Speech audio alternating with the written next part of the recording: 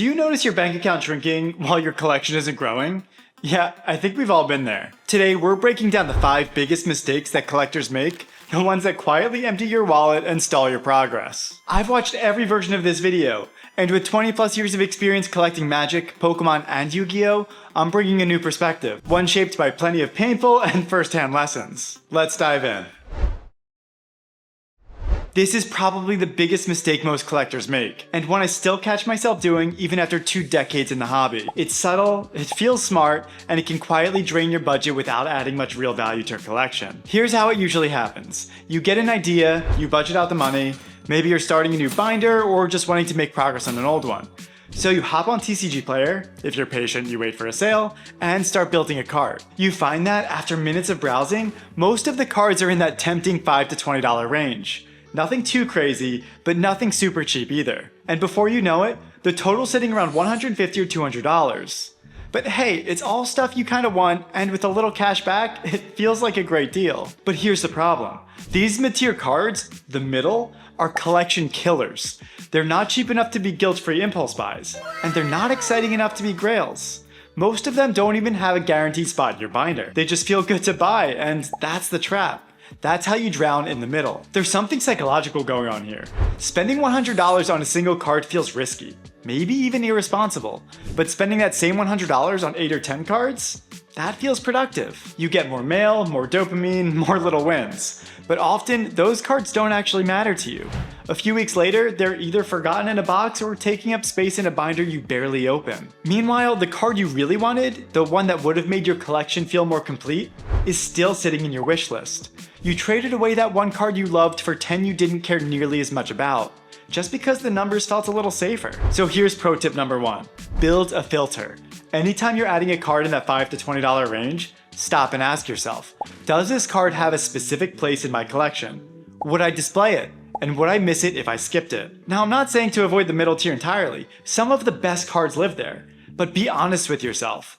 If it's just filler, skip it. Save your money for stuff that actually moves your collection forward. Which brings us straight into mistake number 2. Okay, I know this video might seem like I'm telling you to go out and spend all of your money, but that's not it. The goal isn't to spend more, it's to spend better. Most of us don't have unlimited budgets for this hobby. So the question becomes, how do we make our hard-earned dollars go as far as possible? Let's say your dream is to collect a full first edition base set of Pokemon cards. That's a huge goal. Expensive, time-consuming, and honestly, pretty intimidating. So instead of chasing the real dream, it becomes easy to compromise. You might tell yourself, well, unlimited copies are technically the same cards. Or I'll just grab the first edition versions, but I don't really care if they're creased, bent, or water damaged. But here's what I've learned. Future you is probably not going to be happy with that decision. You wanted first edition base set in solid condition. Instead, you now own something that only kind of scratches that itch, but it doesn't actually satisfy it. And because you spent money on that compromise, it becomes harder to justify spending more later to get what you really wanted in the first place. Here's another common one. You've had your eyes on a PSA 10 Greninja. It's your all-time favorite Pokemon, and you've dreamed about having that perfect gem mint copy in your display case. But it's just a bit too pricey right now. So you convince yourself. A PSA 9 is still slabbed, it looks basically the same. And yeah, on paper, that logic checks out. But after you bought it, you still kind of want the 10. And now you've spent a few $100s and still don't have the card you originally wanted. Point is, in most cases, you're better off waiting. Say you've got a $200 a month budget for collecting. You can either buy something now that's close to what you want, or you can wait the extra month and buy the exact card that got you so excited in the first place. The pro tip here is simple. If you already know what the true goal is, don't settle. Save up, be patient. The satisfaction you'll feel when you finally get the card you want is so much greater than the feeling you get from filling up space with the second best option. I have way too many good enough examples that are just sitting in boxes and collecting dust. Say something new catches your eye. Or better yet, for as long as you remember, you've wanted a complete set of first edition Legend of Blue Eyes. Or you have way too much class and are going for 7th edition foils.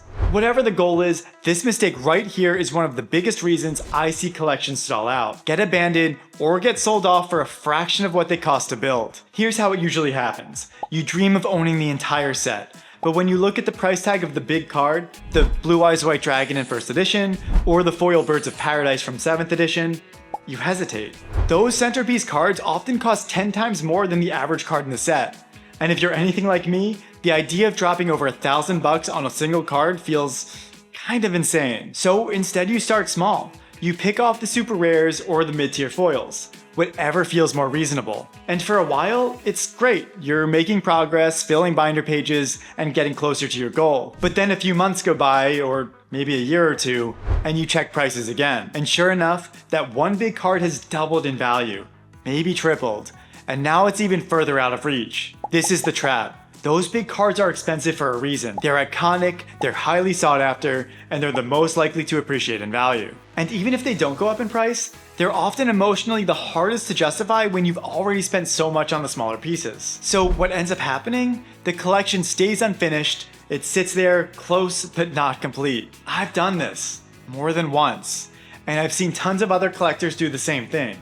They get most of the way there, but that last 20%, usually made up of 1 or 2 expensive cards, stops them. The pro tip? Start with the big one. Once you know for sure that this is a set you're serious about collecting, save up and get that grail card first. It's a mindset shift. Once the hardest part is behind you, the rest of the set feels easier and more exciting to collect. Every card game goes through highs and lows, whether it's popularity, set design, card quality, or just collector sentiment in general. Your favorite game today might hit a rough patch tomorrow and lose its appeal for a few months or even longer. And if that's the only game you collect, it could start to feel like the hobby as a whole isn't fun anymore. Take the current state of Pokemon as a perfect example. Right now, things are in a weird spot. The market is overheated, sealed product is nearly impossible to find at reasonable prices, and singles, especially chase cards, are hitting all-time highs. For some collectors, that can be exciting, but for others, it's frustrating. You're priced out of opening packs, and even buying singles doesn't feel like a great deal. But that doesn't mean you have to stop collecting. Instead, it could be the perfect time to shift your focus. Personally, I love all 3 of the big TCGs, Pokemon, Magic, and Yu-Gi-Oh! And when one of them gets a little too hot or starts to lose its appeal, I rotate. Lately, I've leaned more into Yu-Gi-Oh!, which has been a lot more relaxed and affordable. And I'll be honest, Yu-Gi-Oh! Has some of the most gorgeous card designs in the entire hobby. And if not Yu-Gi-Oh!, maybe you're also into playing Magic and have a commander deck. Consider what it would look like to build a binder collection of your favorite cards or foil treatments. And then there's the newer games like One Piece and Lorcana. The great thing is, there are plenty of YouTube creators out there who can help introduce you to these games without feeling overwhelmed. Point is, sticking with one game, even when it's not fun anymore, is one of the fastest ways to get burnt out. So my pro tip here is to just dip your toes into one other game. You don't have to go deep, you don't need to become an expert, just pick up a few cards that interest you. Check out a new YouTube channel and watch a couple of videos. You don't have to go crazy like me, but just see what else is out there. You might be pleasantly surprised. If you collect for long enough, there will come a time when you check your bank account and think someone must have hacked it and stolen all of your money. It happens to all of us. But no, it's not some cybercriminal. The real thieves are just our primitive brains that like shiny cardboard more than this gross paper stuff that doesn't even taste good. I can't tell you how many times I've looked at a card in my binder and thought, when did I even buy this? And how much did I pay? Sometimes I'm looking to sell and need to know my cost basis. Other times I'm just trying to figure out whether I've already blown my budget for the month, which of course never happens. Liar! The truth is, collecting is incredibly fun. Completing a set, finding a grail card, flipping through your binder, it's all so satisfying. But because it's so fun, it becomes incredibly easy to lose track of how much you spent, when you bought what, and where the money even went. And that's why I can't recommend this next tip highly enough. Open a Google Sheet or Excel file and start tracking your purchases. You can keep it simple, track by order, or go a little deeper and log each card individually.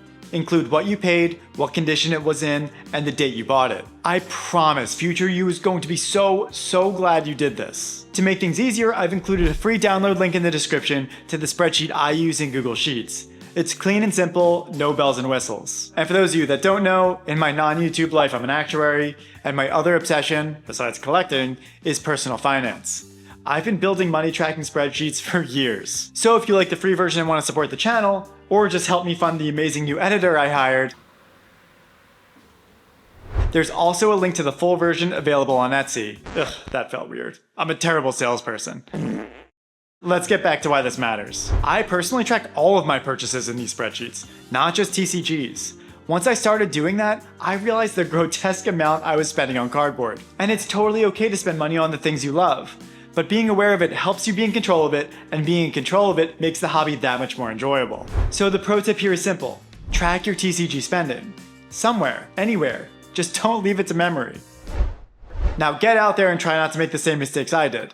Or go out there and make them anyway. It's kind of hard not to sometimes, and honestly, that's part of the fun. Then if you like collecting as much as I do, subscribe to the channel. And if you're ready to take collecting to the next level, check out this video over here. It's completely different from all my other videos, but it walks you through how to build a binder collection you'll absolutely love.